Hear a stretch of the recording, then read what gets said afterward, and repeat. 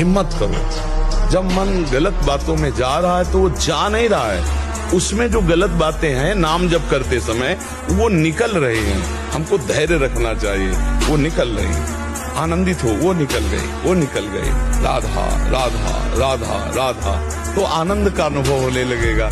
आप डर जाओगे कि बहुत गंदी बातें आ रही हैं, छोड़ दोगे तो फिर हार जाएंगे हम, फिर मन जीत जाएगा। अभी डिप्रेशन ठीक हो जाएगा। हम आपसे कह रहे ब्रह्मचर्य पर दृष्टि डालो, ब्रह्मचर्य का सुधार करो, बुरे आचरण जो करते उनको छोड़ दो और नाम जप करो। अभी आनंदित ना हो जाना तो बताना। हार को हमने कभी हार माना नहीं, कभी निराश नहीं हुई, कभी हताश नहीं हुई। जिद्दी स्वभाव, ये हम अपने लिए नहीं कह रहे, ये उत्तर दे रहे हैं हम आपको। हार को कभी हार मानना नहीं, निराश नहीं, उदास नहीं, हताश नहीं। हार गया तो मैं किस पॉइंट से हारा मुझे देखना है। मेरे अभ्यास में कमी हुई या मेरे अंदर प्रमाद स्थिति आ गई। पहले अम्बा प्रसन्न होंगी। एक लकड़ी का बना होता है, उसमें गर्दन फंसा दी सीधे साधे बकरे की, और जय अम्बा। अम्बा प्रसन्न होंगी, बचाएंगे तुम्हें नरक से अम्बा। नहीं, तुम्हें नरक ही जाना पड़ेगा और फिर अगले जन्म वो आएगा और तुम बनोगे बकरा। अभी कहेगा जय जगदम्बा, फिर काटेगा, खींच काटेगा। पक्का पक्का। इसमें हारना जीत का एक संकेत है। ऐसा मत समझो कि हारना पतन का संकेत है। नहीं, जो उत्साह संपन्न है, जो विवेकवान है, वो देखते हैं कि मैं कहां से हारा, कौन सा वो बिंदु है जहां मैंने चूक कर गया। विवेकवान तुरंत उसे संभालते, आगे चलते। फिर हार होती, फिर हमें आगे बढ़ना है, ना कि हमें शरीर नष्ट कर देना है।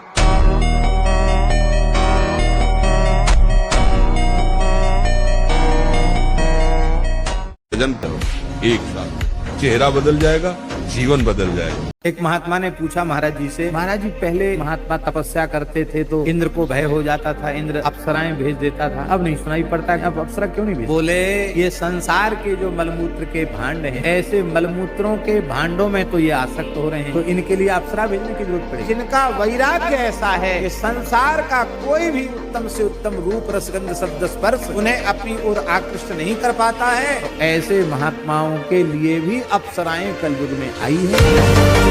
जैसे कि जो भगवान ने बनाया है, या सब खाने के लिए तो बनाया है, तो हम तो सब खाएंगे, तो औरों कुछ बनाया है, नरक, वो भी भोगने के लिए बनाया है, तो वो भी भोगना पड़ेगा। नहीं, डिप्रेशन किस बात का है? क्यों डर रहे हो?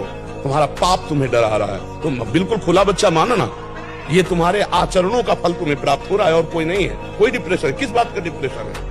जिस मन को हमें सच्चिदानंद चिंतन में लगाना चाहिए, उस मन को हमने गलत चिंतन में लगाया। जिस शरीर से हमें सद आचरण करने चाहिए, हमने गलत आचरण किए, तो परिणाम भोगना पड़ेगा।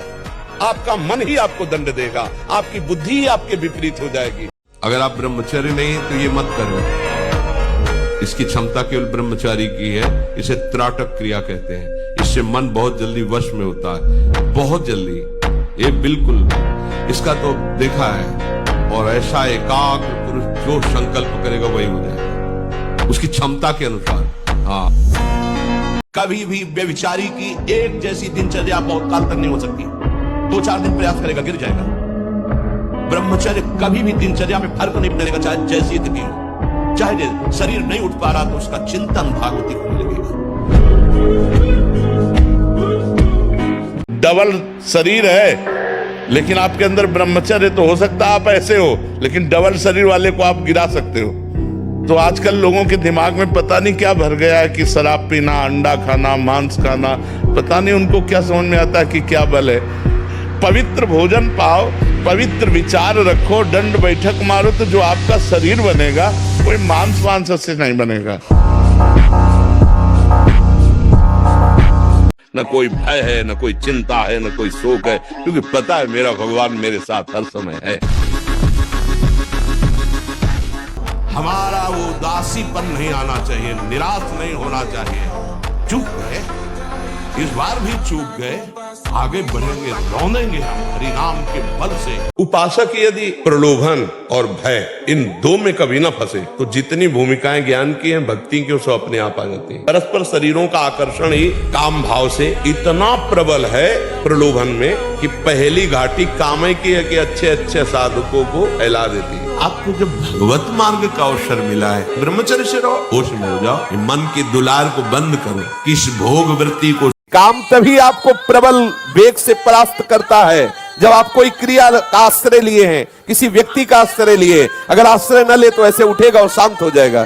शरीर को इतना थका देना चाहिए कि वो उधर चेष्टा ही ना, जैसे ब्रह्मचर्य को पुष्ट रखना है। अगर ब्रजमंडल में कहीं है वो आप उठा लो गिरिराज जी की रोज परिक्रमा, अगर मनी राम ऐसे न कर दे तो मैं बता ला। जिन लोगों को ऐसा लगता है कि ब्रह्मचर्य छीण करके हम घी दूध पी करके या मकर और कौन सी भस्म और स्वर्ण भस्म, मकर ध्वज और क्या क्या, भाई ये सब उसकी पूर्ति नहीं कर सकते।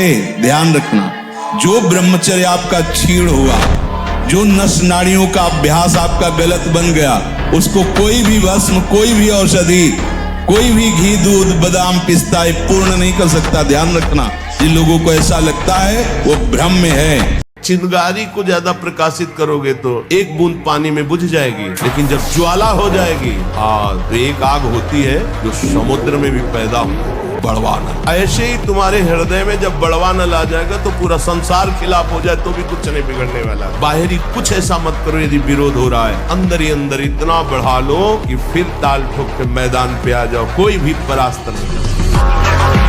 ये ब्रह्मचर्य पूर्ण जीवन के लिए अमृत पद है, चाहे गृहस्थी में हो, चाहे व्यापारी हो, चाहे किसान हो, चाहे, और विरक्त मार्ग का तो यही मुख्य ऐसा आधार है जिसके ऊपर वो विविध प्रकार की दैवी संपदा का अनुभव करता है। जैसे कोई बलवान आदमी किसी महाबलवान के चक्कर में फंस कर दब गया हो, अब अंदर अंदर वो अमरस से भर रहा है कि एक बार मैं छूट पाऊं कि बस फिर इसका सर्वनाश कर दूंगा। ऐसे ही साधक दांती पीस कर, हाथ मसल कर बस सोचता है एक बार केवल चांस दे दो प्रभु, एक बार फिर काम क्रोध लोभ मोह मत के जड़ को उखाड़ के फेंकूंगा। अभी तक पता था कि मैं काम विजयी हूं, लेकिन जड़ नहीं काट पाया तो ये नए किनगे छोड़ दिए। अब की किनगे नहीं काटेंगे, अब की जड़ उखाड़ कर। सप्तम धातु वीर, एक मन शुद्ध सात्विक पौष्टिक अन्न के बाद एक बार के लिए तैयार होता है। और यहाँ बच्चे खिलवाड़ में 2-2 3-3 बार रोज, अब क्या होगा उनका, हड्डियों तक की सामर्थ्य नष्ट हो जाएगी, कुछ दिनों बाद देखना बंद हो जाएगा, ऐसे चौंधियाने लगोगे, खड़े होने में चक्कर आएगा, कमर दर्द करेगा, पैरों में टूटन बनी रहेगी, दिमाग में टेंशन बनी रहेगी, पढ़ोगे तो कुछ याद नहीं रहेगा, स्मृति नष्ट होने लगेगी, एक नास्तिकता छा जाएगी। अधिकतर दाईं करवट से सोना ब्रह्मचर्य के लिए लाभदायक रहेगा। सोते समय भगवत चिंतन अत्यंत आवश्यक है। यदि आप सोते समय छूट दे दी तो गलत चिंतन उस समय जरूर होगा, और गलत चिंतन हुआ अगर सो भी गए तो धोखा हो जाएगा, और अगर जगते रहे तो धोखा हो जाएगा। ये सबसे बड़ी कमी है जो हम निराश हो जाते हैं। किसी भी स्थिति में निराशा नहीं आनी चाहिए यार। मनुष्य जीवन में किसी भी स्थिति में निराशा नहीं आनी चाहिए। हम फेल हो जाएं, हम हार जाएं, हम घाटे में, हम विपत्ति में, ये सब बनी रहेगी क्या भैया? रात नहीं रही तो दिन नहीं रहेगा। ये दुर्गुण उसके अंदर जागृत होते हैं जो ब्रह्मचर्य का नाश करता है। उसके चेहरे में प्रसन्नता कभी झलक ही नहीं सकती है, दुखी व उदास। जो ब्रह्मचर्य का नाश करता है देखने से इस बदसूरत नजर आने लगेगा, चाहे जितना गोरा हो, चाहे जितना ऊपर से चिकनाट लगाए हो, लेकिन उसके कपोल और नेत्र बदसूरत होंगे। नहीं, चिंता मत कर यार, नाम जप कर। फिसला तू ही है, तू ही खड़ा होगा, तू ही पैर जमाएगा, तू ही रौंद के निकल जाएगा। मेरी बात मान, हारने की जरूरत नहीं। उत्साह संपन्न वदीर्घ सूत्रम क्रिया विनयम व्यसन स्वसक्तम सूरम कृतज्ञम दृढ़ सौहृदंच। पानी से ही बुझाएं प्यास को, सोडा वाटर, लेमन या ठंडे पेय पदार्थ जो शीशियों में आते हैं, ये ब्रह्मचर्य, संयमी, भगवत मार्ग, ये सब चीजें ले भाई। आपको अमृत पान करना है, राधा नाम सुधार समृद्धि, बहुत सावधान। ब्रह्मचर्य धारण करने वाले कोई बादाम हलवा घी की जरूरत ही नहीं भाई, बिल्कुल सच्ची मानिए। जैसे तप्त भूमि में पैर कैसे पड़ता है, ऐसी बिजली रहती है ब्रह्मचारी के शरीर। बिजली, ब्रह्मचर्य अत्यंत आवश्यक है। नींद पर काबू पाने के लिए, शरीर पर शासन करने के लिए, मन पर शासन करने के लिए, दिव्य आनंद का अनुभव करने के लिए ब्रह्मचर्य नींव है, नींव। जो आवेश आ रहा है काम का, राधा यमहीन व्यथयन्ते ते, हे पुरुषों में श्रेष्ठ, जो उस व्यथा को सह जाता है, व्यथित इतना नहीं होता कि पागल हो जाए, वो परम पद का अधिकारी होता है। तो हमें सहना पड़ेगा ना, हमारे अंदर काम आ रहा है, राधा राधा राधा राधा राधा।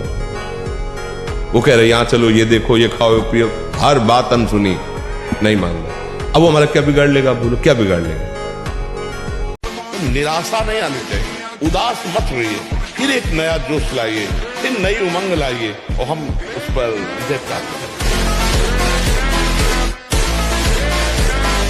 हम सबसे कहते हैं व्यायाम करो, बिना शरीर को थकाए ब्रह्मचर्य को पचाया नहीं जा सकता।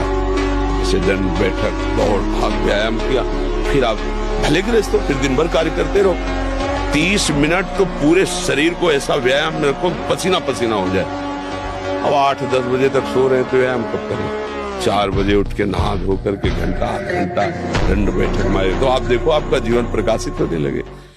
डट के नाम जप करो, चलते फिरते उठते बैठते, अगर इस लोक और परलोक में आनंद ना हो जाए तो बताना।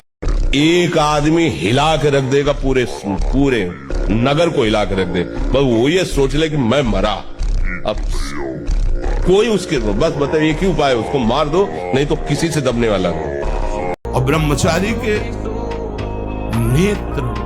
नेत्र बोलते हैं, जैसे जंगली सिंह के नेत्र है, ऐसे ब्रह्मचारी के नेत्र, तो उसके नेत्र में पावर होता है, एक दबाव पक्ष होता है, वो जिस पर नेत्र डाले तो एक बार झुक जाए सामने वाले के लिए। ब्रह्मचर्य का ऐसा पावर है, देवलोक सहित समस्त देवता उसे नित्य नमस्कार करते हैं जो ब्रह्मचारी होता है। आप अपनी महत्व बुद्धि लोक की महत्व बुद्धि को समर्पित कर दीजिए और एक यंत्र की तरह नाचिए।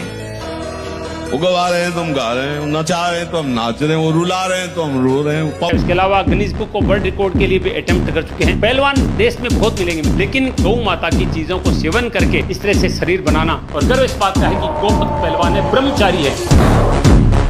इतना दृढ़ निश्चय करना कि मैं मृत्यु को स्वीकार कर सकता हूं, पर गलत आचरण स्वीकार नहीं कर सकता। मृत्यु आवे मुझे मार जाए वो स्वीकार है, लेकिन मैं गलत आचरण नहीं कर सकता, धर्म विरुद्ध नहीं चल सकता। अब जैसे अपने लोग दूसरे जीवों को जला के खा रहे ना, जैसे पैर बांध दिए उनको भूंज रहे हैं, तुम्हारे पैर भी नहीं बांधे जाएंगे, जिंदा भूल जाओगे, कर्म तुम्हें बख्शेगा नहीं, ध्यान रखना। ऐसे ही हम कमजोर हैं, एकदम पूरी ताकत लगा देते, फिर काम आया तो बोले अब जो आया वो करवा ले गया, अब हम क्या करें। ऐसे नहीं, पहले उसको रोकना सीखें। यदि हम जबरदस्ती नाम जप करें, फिर हमारा मन आनंदित होकर भगवान में लग जाए। सबसे कठिन काम संसार में भगवान का भजन करना, नाम जप करना है। भगवान के नाम में इतनी सामर्थ्य है, वो भगवान को भी अधीन कर लेता है। नाम में इतनी सामर्थ्य है कि नामी को अधीन कर लिया। यही तो है, इतना वो प्रतिकूल सोचवाने लगता है कि अपने को सूट करवा दे, अपने को जहर खवा दे। ये मन ही तो है, बच्चा सारा खेल मन ही तो कर रहा है, इसलिए इसको सुधारने के लिए ही तो अध्यात्म है। सत्संग सुनो, नाम जप करो। ये जब गलत चिंतन कर रहा उसी समय राधा राधा राधा राधा राधा, इसको तो ये कहेगा बंद करो राधा राधा, हमारी बात सुनो, उसकी बात न सुनो, वो धीरे धीरे कब्जे में आता जाएगा। जितना आवश्यक है भोजन, उतने आवश्यक है व्यायाम। ये जैसे नवयुवक जन है ना, व्यायाम करना चाहिए। शरीर स्वस्थ है, बुद्धि प्रसन्न है, जिसमें अब तो क्या व्यायाम होता है, बस सुबह तक सोए, चाय पिए, गंदे आचरण किए तो शरीर में दम है नहीं, व्यायाम क्या करें। ये जो boyfriend girlfriend live in relation, ये हमारे देश का नहीं, हमारे शास्त्रों का नहीं है, ये अन्य देशों से आया हुआ आचरण है, जिसको आज स्वीकृति मिल गई है। इसको क्या बोलोगे आप? ये विचार प्रवृत्ति बोली जाएगी ना।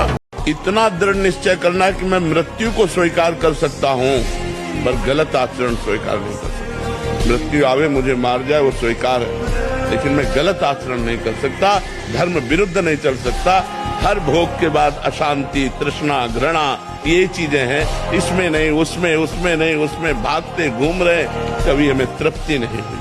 तृप्ति तब होगी जब भगवान के चरणों का चिंतन करेंगे, सत्य से चलेंगे, परोपकार करेंगे, परहित करेंगे, तो हमारा हृदय आनंदित हो जाए। और कुछ बातें तो ऐसी हैं जो सबको ज्ञात है कि किसे अधर्म कहते हैं। जहां आप कार्य करने के लिए सोचा और अंदर से उत्तर आया नहीं ये गलत है, वो अधर्म है। कोई ऐसा नहीं कह सकता कि मुझे बताया नहीं गया कि अधर्म है। आप अंदर से, हृदय से देखो। आप जब गलत कार्य करने चलोगे तो भगवान जो सबके हृदय में बैठे वो प्रेरणा करे, ये पाप है, ये गलत है। मन कहता है नहीं कोई गलत नहीं, सब चलता है, बस वो आगे बढ़ता चला जाता है और फिर मलिन इतना हो जाता है कि अंदर से आवाज आना बंद हो जाती है। आप सच्ची मानिए, यदि आप हस्तमैथुन करेंगे नई अवस्था में तो ब्याह होने के बाद आप गृहस्थी लायक नहीं रहेंगे, संतान उत्पन्न करने लायक नहीं रहेंगे, आपकी क्षमता नहीं रहेगी। अब देखो कह रहे हैं ना, बिना किसी कारण के बात, बच्चा सारा खेल उसी का है। जब वीर है वो बल है, वो छीन हो गया तो मतलब हम जब जैसे सत्संग में बोलते हैं तुम्हारी कमर दर्द करेगी, तुम्हें चक्कर आएगा, तुम्हें घबराहट पैदा हो जाएगी। इस शास्त्रों को जो ये कहते हैं ना कि ये लिखी पढ़ी झूठी, कभी भी भगवत साक्षात्कार नहीं हो सकता। शास्त्र हेलना करने वाला कभी भी भगवत मार्ग का प्रतीक नहीं हो सकता। कोई भी हो, कहीं भी हो, तस्मात् शास्त्रम प्रमाणम ते कार्याकारो, एक एक अक्षर सत्य, एक एक अक्षर। चलो तो उस मार्ग में आपको दिखाई देगा जहां भी कोई अशांति हुई है। और जब ब्रह्मचर्य रहा जाता है तो उसको सुविधा माया देती है ब्रह्मचर्य नष्ट करने की, ये बैठालना चाहिए। जैसे आप नियम लिए कि मैं आजीवन ब्रह्मचारी रहूंगा, तो आपको पक्की सुविधा एक समय आएगी कि आप आराम से भोग लीजिए, कोई निगेटिव नहीं, कोई नकारात्मक सोच भी नहीं आएगी। आप उसको स्वीकार करें, क्योंकि आपके व्रत को भंग करने के लिए माया ऐसी सुविधा देगी। ठीक है, तो साधक जीवन भर इस बात से सावधान रहे यदि नैष्ठिक ब्रह्मचर्य। ए बेटा, जैसे इस हीरे की कीमत कोई बड़ा जौहरी जानता है, ऐसे भगवान नाम की कीमत कोई नाम जापक महापुरुष जानता है। ये संसारी भोग वासनाओं में लिप्त ये थोड़ी नाम की महिमा को जानते हैं। नाम की अपार महिमा है। जितना जो नाम जप करेगा उसके अंदर वो प्रकाशित होगा। कलयुग केवल नाम आधारा, सुमेर सुमेर नर उतरे पारा। मान लो हमारी जो मानना है, नाम हरेर नामयु हरेर नामयु हरेर नामयु केवलम, कलौ नास्तेव नास्तेव नास्तेव गति अन्यथा, केवल नाम, केवल नाम। वीर पूरे शरीर के रक्त के साथ है, उसी से आपकी हड्डियां मजबूत होती हैं, उसी से आपका शरीर बलिष्ठ होता है, उसी से आपके मन को पवित्र विचारों में चलने की सामर्थ्य मिलती है। ये जो कहते हैं ना कि हम नहीं चल पा रहे हैं, हम भजन नहीं कर पा रहे हैं, आप कमी को पहचानिए। शरीर के भीतर जो मनोवाह नाम की एक नाड़ी है, ये मंथन कार्य करती है। जे ही आप कामासक्त हुए चिंतन किए तो पूरे शरीर से, जैसे दही के मंथन से वो घृत निकाल ले, वैसे ही मनोवाह नाड़ी काम करती है। एक एक चेष्टा आपकी शास्त्र सम्मत होनी चाहिए, नहीं फेल हो जाओगे, फिर कुछ नहीं हो, मुझे बल्ब की तरह हो किसी काम के लिए। हर समय ब्रह्मचर्य का संरक्षण कैसे हो ये तुम्हें सोचते रहना। ब्रह्मचारी हो, चाहे लड़की हो, शरीर हो चाहे पुरुष शरीर हो, ब्रह्मचर्य परमार्थ की ऊंचाई पर चढ़ने के लिए एक आवश्यक वस्तु है। ब्रह्मचर्य एक विलक्षण महाव्रत है। ब्रह्मचारी का सौंदर्य प्रस्फुटित होता है, एक नूर उसके चेहरे पे झलकता है जो ब्रह्मचर्य को धारण करता है। एक नवीन आकर्षण, बालवत चेहरा, और जिसका ब्रह्मचर्य पुष्ट होने लगता है उसके शरीर से सुगंध आने लगती है। जो भोगी पुरुष होता है पास से निकल जाए तो दुर्गंध निकलेगी, और जो ब्रह्मचारी होगा तो उसके शरीर में सौरभ होगी। ब्रह्मचारी का एक एक रोम तेज से युक्त होने लगता है, चेहरे पर हर समय प्रफुल्लता, मुस्कान, उसका हृदय नंदन वन हो जाता है, आनंदवन, बिना किसी कारण के प्रसन्नता बनी रहती है। और निर्भय रहना चाहिए, कभी डरना नहीं चाहिए और कभी किसी के भय के कारण झुकना नहीं चाहिए, क्योंकि अविनाशी हूं, परमात्मा का अंश हूं, गलत करूंगा नहीं, लेकिन तू गलत करेगा तो तेरे को भयभीत होना पड़ेगा। बस ऐसे स्वभाव में रहना चाहिए। कभी कुछ आप ऐसे अकेले घूमो, कहीं कोई आपको छूने वाला नहीं, और जिस दिन विधान है उस दिन आप 10-20 गार्ड लगा दो तो भी आपके थप्पड़ पड़। ब्रह्मचर्य रह जाता है, शरीर भले रोग से ग्रसित हो तो विचार शक्ति इतनी बलवान होती है कि शरीर शक्ति के हीन होने पर भी वो प्रसन्न है। ब्रह्मचर्य बहुत बड़ा वरदान है। कभी कोई सामान्य मनुष्य की तो बात ही क्या है। ब्रह्मचर्य बहुत बड़ी हमारी निधि है। ब्रह्मचर्य संपूर्ण विद्याओं को प्रकाशित कर देता है। ब्रह्मचर्य समस्त वैभवों का स्वामी बना देता है। ब्रह्मचर्य पूर्ण जीवन के लिए अमृत पद है, चाहे गृहस्थी में हो, चाहे व्यापारी हो, चाहे किसान हो, चाहे और विरक्त मार्ग का तो यही मुख्य ऐसा आधार है जिसके ऊपर वो विविध प्रकार की दैवी संपदा का अनुभव करता है। भगवान से यदि संबंध है तो हर परिस्थितियों में महान दिग्विजय योद्धा सामने होने पर भी उसको परास्त होना पड़ेगा।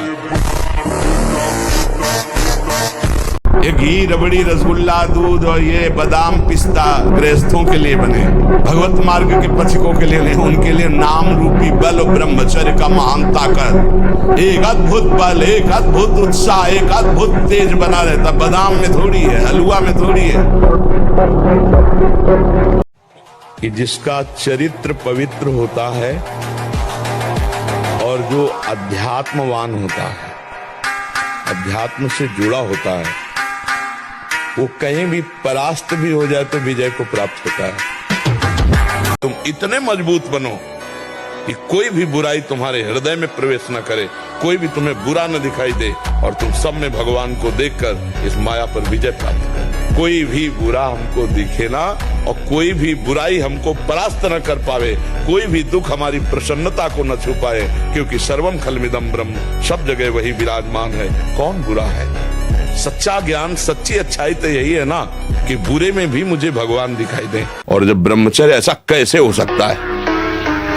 बल है ना, अध्यात्म बल, शारीरिक बल की बात नहीं कहते। ऐसा कैसे हो सकता है? यदि एक बार ऐसा हुआ तो 1000 बार मैं प्रयास करूंगा और इस पर विजय। वो मतलब एक जिद्दी स्वभाव, एक निष्ठा उसी से आती है, उसी से। पहले खेती जोतते थे ना किसान, एक फार वाला होता था और पूरे खेत को उसी से जोतला है। बलवान होते, 2 लीटर मठा और 8 रोटी पाए, बैल की जैसी ताकत। अगर बैल को नाक पकड़ के रोक ले तो वो वही खड़ा हो जाए।